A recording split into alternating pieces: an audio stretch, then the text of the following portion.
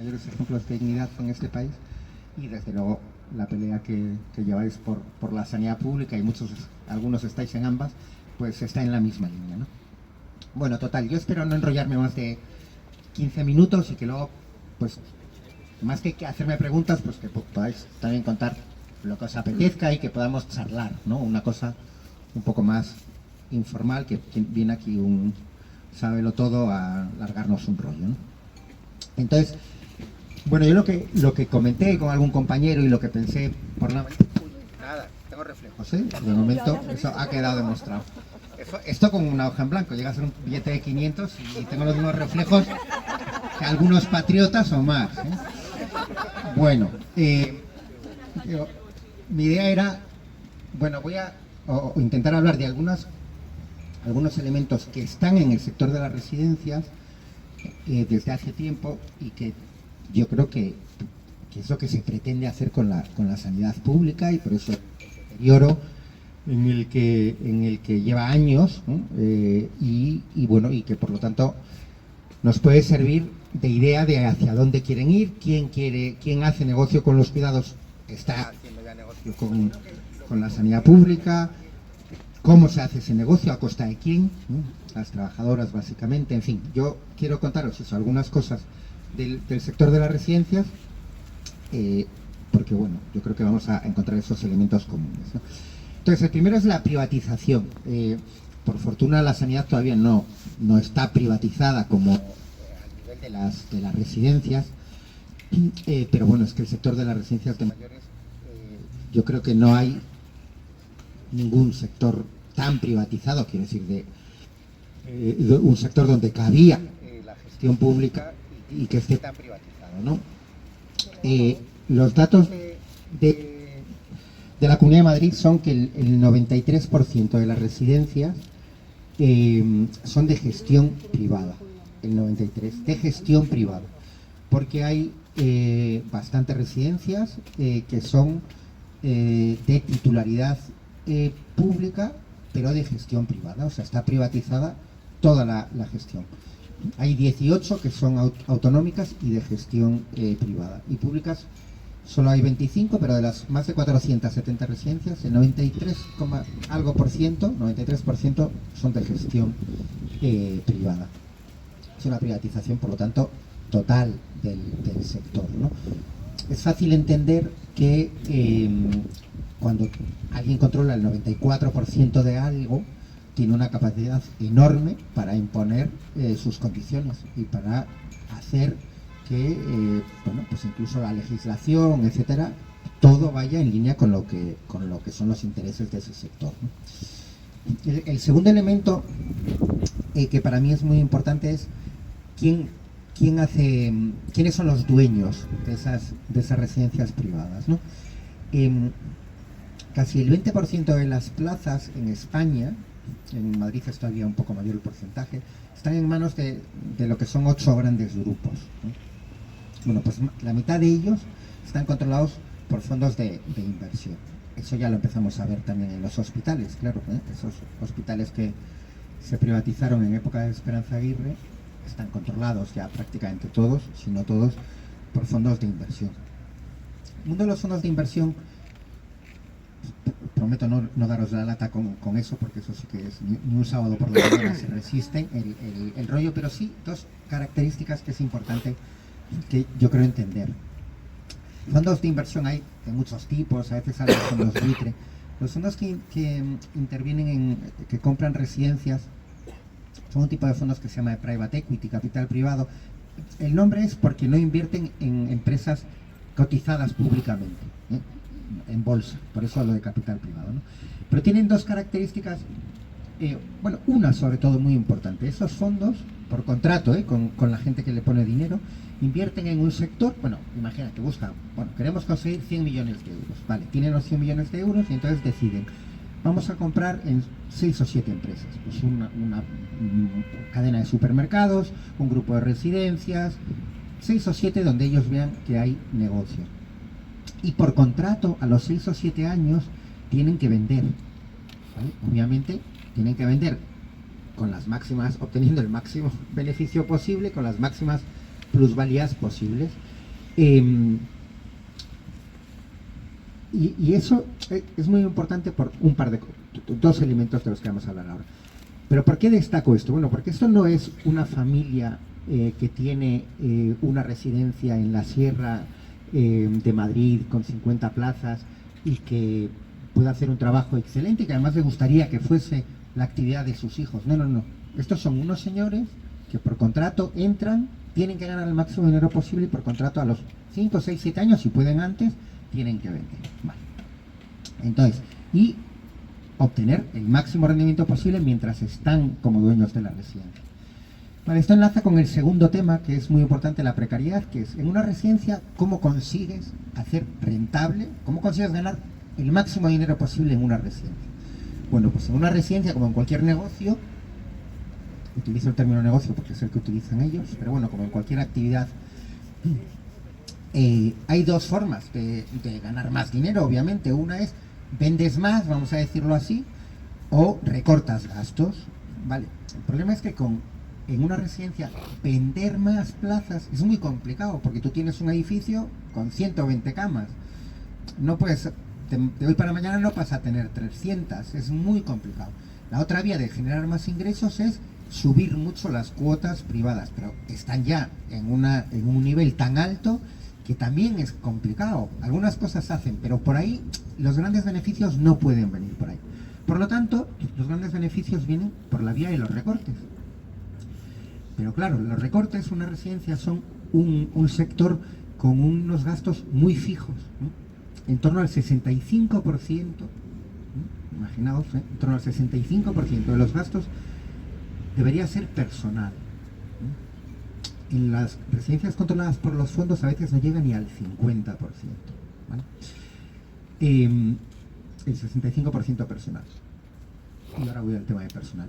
Y en torno al 10% alimentación. Entonces, por eso, para hacer el gran negocio, quienes vienen con esa intención, solo tienen dos vías de hacer ese negocio, que es recortar en personal o apretar las tuercas el máximo posible al personal, recortar en alimentación. Por eso las quejas de los familiares son permanentemente: no hay personal y la alimentación, la comida es una basura. O sea que, por eso entender cómo funcionan esos fondos, que buscan, es muy importante porque nos ayuda a entender el porqué de las cosas.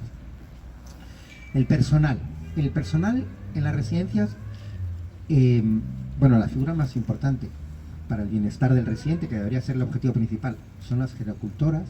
El 90% son mujeres, ¿no? Es un sector completamente feminizado, el 90%. Son mileuristas, ¿no? Y gracias, ¿no? Porque a veces hay contratos, bueno, pues, de horas o jornada partida, pero bueno, vamos al contrato típico, son mileuristas. Con una excepción, bueno, con dos excepciones. Y esto también es muy importante porque encaja con la lucha, con vuestra lucha y con la gente que lucha en general. Las excepciones son Vizcaya y Guipúzcoa. En España las residencias son una competencia, bueno, la sanidad, como sabéis perfectamente quienes estáis aquí, son una competencia autonómica, siempre lo fueron, aunque el PP lanzase durante años y siga lanzando el bulo de que el responsable de la residencia durante la pandemia era Pablo Iglesias. Bueno, eso nunca fue así. Las residencias son competencia autonómica. Para ser exactos, hay 16 comunidades autónomas y en Euskadi es competencia de cada territorio histórico. Por lo tanto, hay, digamos, que 19 administraciones con competencias. Vale. Hay un convenio estatal para las trabajadoras, con algunas diferencias en algunas autonomías, pero de unos euros. Pero hay dos convenios, el de Vizcaya y Guipúzcoa, que son completamente diferentes. Las trabajadoras, la figura de la gerocultora, trabajan al año 200 horas menos, y ganan entre un 25 y un 30% más, ¿vale? ¿Y eso por qué es? Porque las patronales en Vizcaya y en Guipúzcoa son súper generosas, son unos tipos que no quieren ganar tanto dinero y no, es porque son los dos únicos sitios donde ha habido unas huelgas tremendas, ¿eh? Organizadas, por cierto, allí, en ese caso por ELA, que en este sector es con diferencia en el conjunto de España el sindicato que mejor lo está haciendo, con caja de resistencia, etcétera, etcétera. Alguna durante meses y meses se prolongó y que consiguieron al final pactar unos convenios mucho mejores, ¿no? Esa es la prueba palpable también en este sector que, bueno, si luchas a veces no ganas, pierdes, ¿eh? Pero la única forma de no mejorar es no luchar, sin ninguna duda. Y en ese sentido, desde luego, lo que ha ocurrido y el convenio que tienen en Vizcaya y en Guipúzcoa, pues es modélico en ese sentido, ¿no? Más cosas que quería mencionar. Y ya casi vamos por los 15 minutos, creo, pero bueno, hay dos cosas que sí que me gustaría tocar. El modelo de negocio ya lo he tocado algo, pero como en la sanidad también van por ahí determinadas cosas, esta maravilla de la colaboración público-privada, ¿no? Que al final es que los que hacen negocios son los privados, ¿no? Y muchas veces chupándole la sangre, ¿no? Los fondos a lo público, ¿no? Pero en las residencias hay, digamos que 3-4 formas de que el dinero público termine en manos privadas, en las empresas privadas. Una es, lo hemos visto, la gestión indirecta del centro. La gestión indirecta es que un centro de titularidad pública pasa a estar gestionado por completo por una empresa privada. En este caso, las 18 residencias a nivel autonómico que están en esa situación. Gestión indirecta se llama eso. Otro es la concertación de plazas. Funciona de forma que la administración se reserva un número de plazas en una residencia. Eso significa que a esas plazas la administración envía a las personas que tienen derecho a una plaza en una residencia, que de acuerdo con la ley de dependencia se les reconoce ese derecho y que por lo tanto bueno, pues tiene 30 plazas concertadas en tal residencia, envía a esas 30 personas que tienen plaza para allí.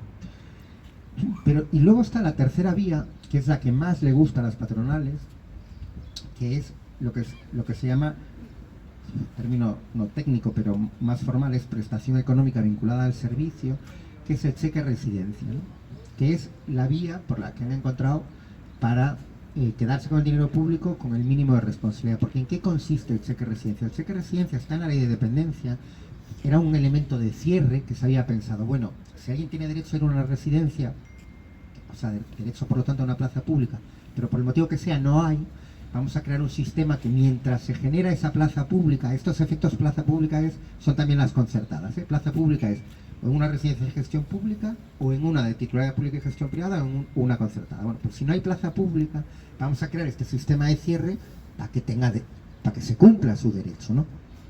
Claro, pero el cheque residencia como máximo hasta ahora eran 700 euros, ahora a lo mejor lo van a subir un poco, con lo cual introduce un elemento económico de discriminación de las personas que menos tienen brutal.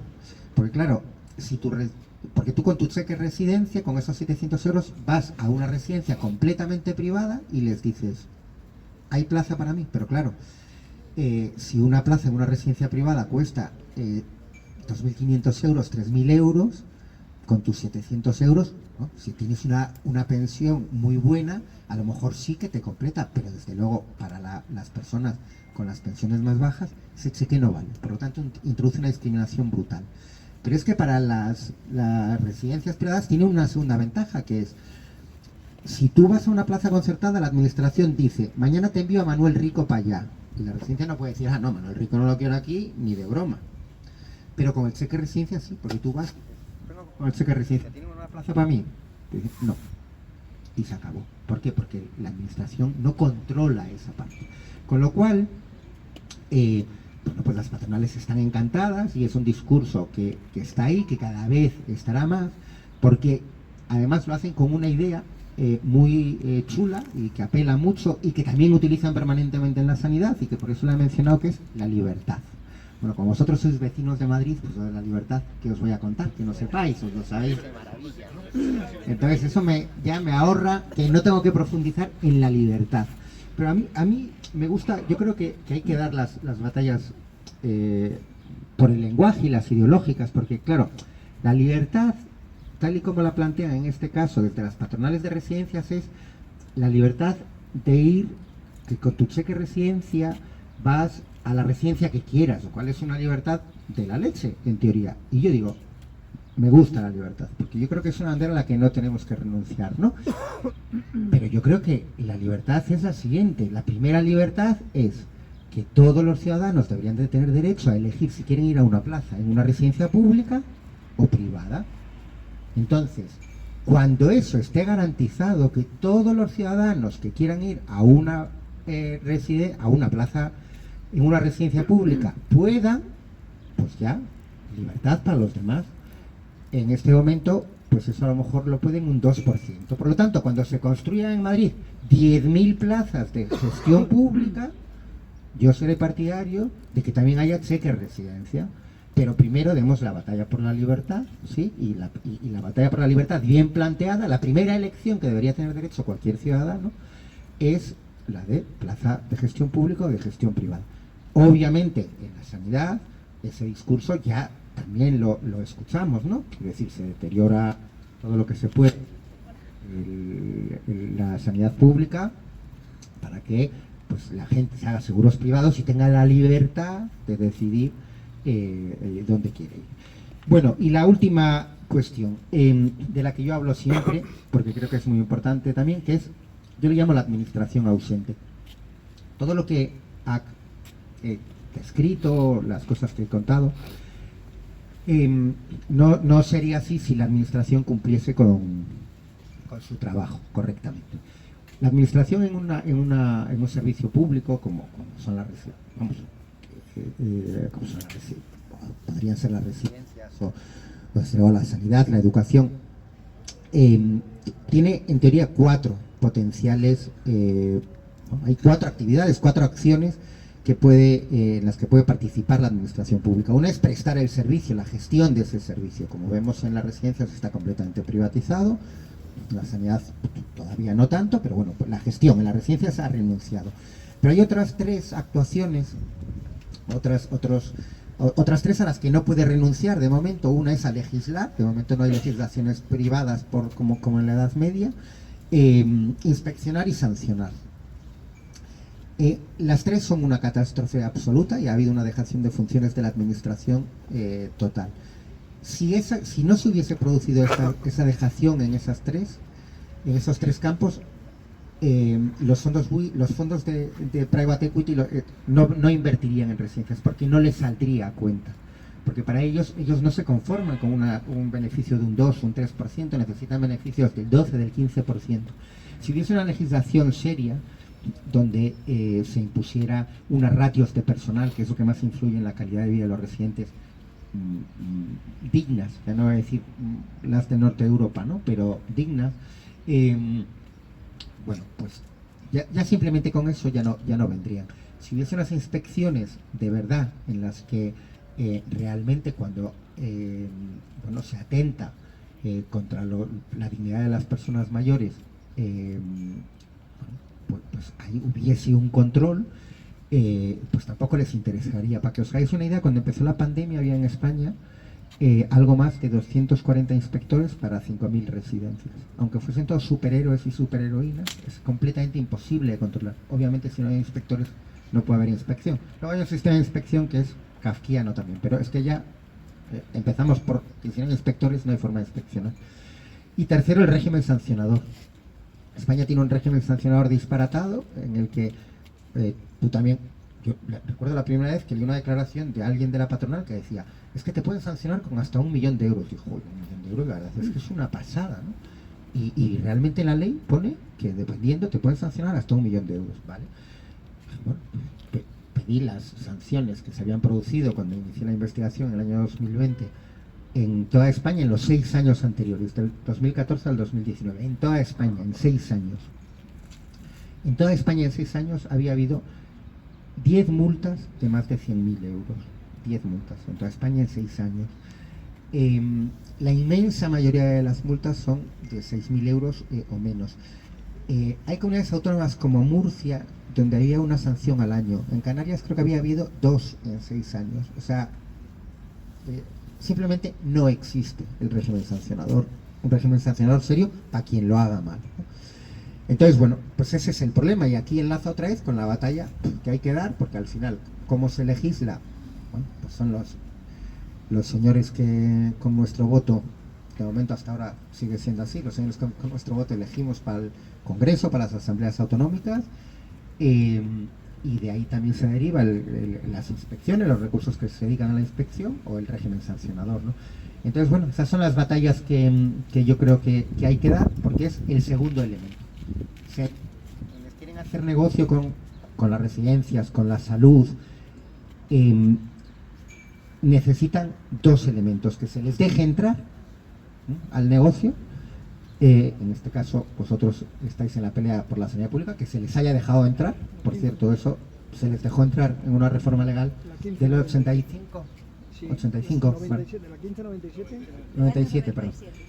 Y que se les deje entrar, eso es lo primero. Y luego, que una vez que están dentro, se cierren los ojos a ser posible con parte de las cosas que hay. Y con esto termino con una aclaración que hago siempre. Hay 5.000 residencias, obviamente no todas son igual. Hay gente que está en residencias, que está bien cuidada y actividades bien atendidas, y personas que llevan residencias, que tienen eso como una actividad, que lo hacen bien. Pero obviamente eso es lo suyo, que todas las personas mayores estén bien cuidadas. Por lo que hay que pelear y lo que tenemos que denunciar es por las que donde no son tratadas con dignidad, donde están mal cuidadas, porque es una vergüenza que eso ocurriese con una sola persona. Que ocurra con miles es tremendo. Y hay además un factor, y para gente como vosotros, vosotras que estáis peleando por la sanidad pública, lo vais a también entender perfectamente, ¿no? Hay como un tema especialmente cruel, que quienes están ahora en las residencias es la generación que trajo el estado del bienestar a España. Entonces, que el estado del bienestar les haya abandonado precisamente a ellos, a ver, sería igual de inaceptable con cualquiera, ¿no? Pero hay como una crueldad histórica añadida, que sea a esa generación a la que durante la pandemia pues los hemos dejado morir en masa. En toda España, más de 12.000 sin recibir atención hospitalaria. 7.000 solo en marzo y abril. 7.291, como sabes, en Madrid, más de 2.700 en Cataluña, y cifras en torno a los 2.000 en Castilla y León y Castilla-La Mancha. Esa generación, nadie se lo merece, pero joder, esa generación menos que nadie, ¿no? Y bueno, espero no haberos aburrido. Por mi parte eso es todo, y nada, pues muchas gracias por estar aquí, y eso, mi admiración profunda por vuestra